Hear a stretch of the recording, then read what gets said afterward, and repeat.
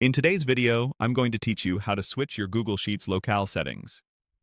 This quick change controls how your spreadsheet handles dates, times, currencies, and even decimal separators, so it's perfect if your data looks off or you're collaborating across regions.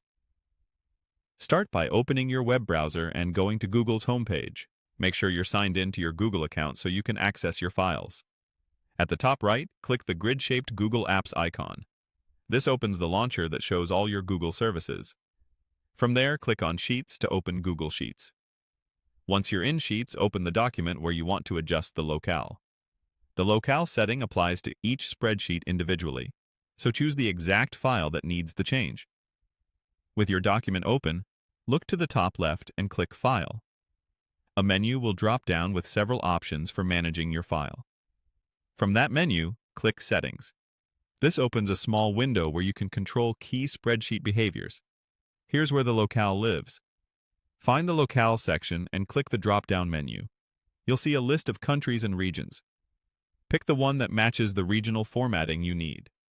For example, some locales use day, month, year for dates and commas for decimal separators, while others use month, day, year, and periods for decimals. Choosing the right locale ensures that typed dates are interpreted correctly, currency symbols match expectations, and functions like data value or financial formats behave as intended. After you select the appropriate country or region, confirm the change by clicking Save and Reload.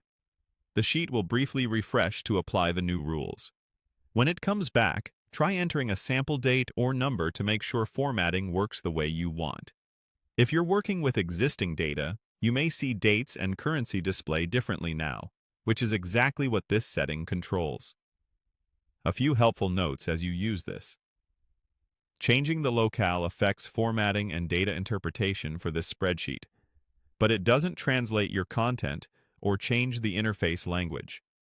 If you collaborate with others, the locale you set here applies to everyone viewing or editing this file, keeping formats consistent across your team.